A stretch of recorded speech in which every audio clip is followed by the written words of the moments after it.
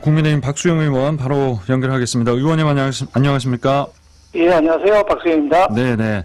자, 앞서 전재수 의원께서 이번 정부의 일제 강제징용 피해자들에 대한 배상금 결정, 이거 대형 사고다 이렇게 평가를 하셨습니다. 예.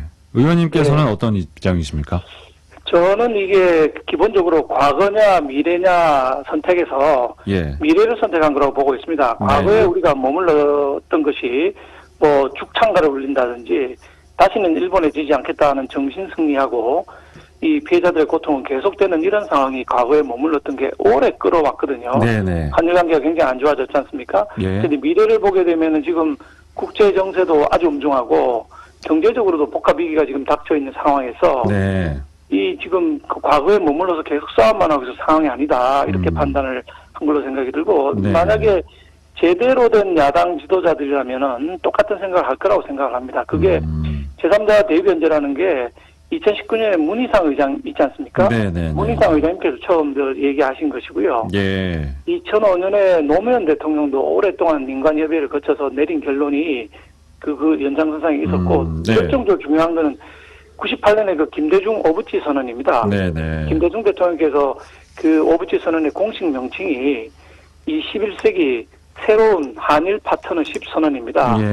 과거를 잊지는 않되 이제 우리 미래 세대를 위해서는 한일 관계가 미래로 나가서 파트너가 돼야 된다. 이런 선언을 하셨거든요. 그래서 제대로 된 야당 지도자들은 늘 이번에 대통령께서 내린 결정과 같은 생각에 궤를 같이 해왔다고 보고 있습니다. 그러니까 명목상으로 제3자 변제 이거는 뭐 같은 그런 의견이라고는 할 수 있는데 내용을 들여다보면 이번 그 윤석열 정부의 결정은 지난 앞에 말씀하셨던 뭐 그런 문희상 국회의장 같은 그런 결정 이거와는 좀 다른 부분이 있다 이렇게 또 얘기를 하던데요.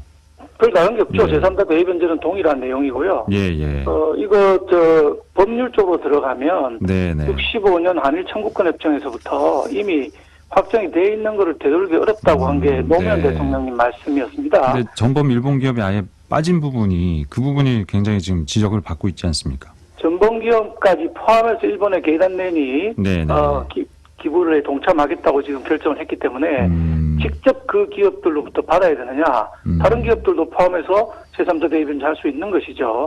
지금 우리가 피하고자 하는 것은 소위 신일본 제철하고 그다음에 그 미쓰비시 중공업의 자산을 우리가 동결을 해놨는데 이걸 현금화해서 팔아버리게 되면 한국과 일본의 관계는 이제는 돌이킬 수 없는 상태로까지 흘러가 버리게 됩니다. 이 리스크를 막아야 되는 것이죠. 그리고 피해자 부분들 있지 않습니까? 피해자가 좀 외면됐다. 이런 지적에 대해서는 어떻게 말씀하십니까? 피해자 부분에 대해서는 우리 장관께서 직접 지금 15분 계시거든요. 15분 직접 다 찾아뵙고 소송에 참가했던 15분 다 찾아뵙고 말씀을 드렸고 피해자분들이 지금 연로하시지 않습니까? 살아 계실 때 어떤 형태든지 보상이 이루어져야지 다 돌아오시고 나서 후손들이 떠들어봐야 뭐 하겠습니까? 그러니까 시간적으로도 지금 상당히 급한 상황이고 문재인 정권 5년 동안 방치를 해놓은 거거든요. 이 판결이 있은 뒤에 아무 조치도 하지 않고 떠나버리셨기 때문에 그 이제 결정해야 되는 책임이 윤석열 대통령 몇 개 올라갔고 어제 대통령께서 하신 말씀이 언젠가 해야 되고 누군가 해야 된다면은 지금 내가 하겠다 이런 말씀하셨거든요. 정치 지도자로서의 결단이었다고 보고 있습니다. 알겠습니다. 그리고 노동정책 얘기로 넘어가 보겠습니다. 정부가 주 52시간 근무제를 유연하는 정책 이걸 발표를 했습니다. 69시간까지 이제 근무가 최대 한 주에 가능해진 건데 뭐 장시간 근로 방치한 거다 이런 비판 지금 노동계에서 엄청나게 나오고 있거든요. 어떤 입장이십니까? 이 52시간 근무는 유연화한 겁니다. 주 단위로 40시간이 기본 근무이고 12시간이 연장 근로인데 이 연장 근로를 주 단위로 하다 보니까 이 긴급 발주가 들어와서 이번 주는 엄청나게 일을 많이 하더라도 다음 주는 일이 없다든지 계절적으로 특정 기간에 일감이 몰리는 업종들이 있거든요. 여름에만 잘 팔리는 제품이라든지 뭐 반대로 겨울에만 잘 팔리는 제품이라든지 이런 것들이 있을 수가 있는데 주 단위로 하다 보니까 이게 너무 유연하지 않은 거죠. 그래서 이거를 월 단위 12시간을 하되 연장 근로를 분기 단위, 반기 단위, 연 단위로 그 근로자들과 사업주가 합의하는 대로 네네. 업종별로 다르니까 예. 할 수 있도록 유연성을 줬고요. 예. 이걸로 근로가 뭐 엄청 늘어난다 이렇게 보시면 안 되는 게 예.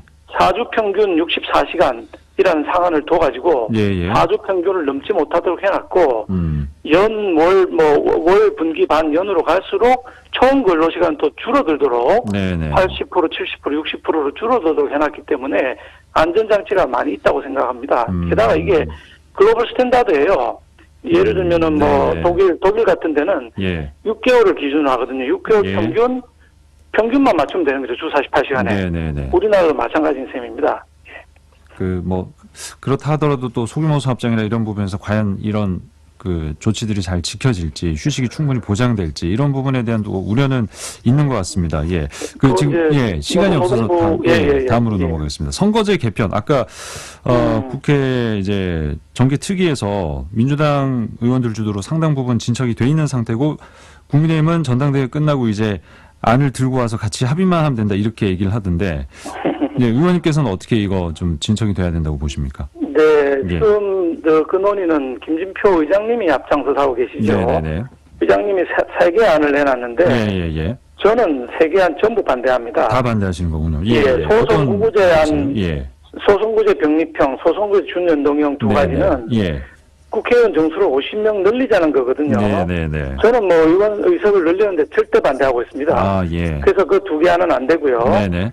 두 번째가 이제 중대선거구하고 비례대표 근역별 비례대표제인데 이것도 제가 반대하는 이유가 지역구 의원을 줄이고 비례대표제를 늘리겠다는 겁니다.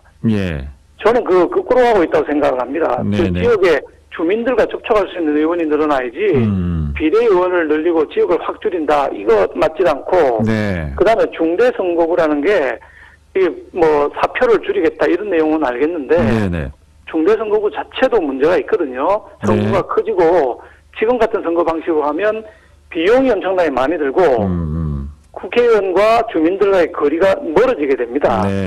그래서 미국이나 영국이 왜 처음부터 끝까지 지금까지 소선거구제를 유지하고 있는지도 우리가 생각을 한번 해봐야 되는 것이죠.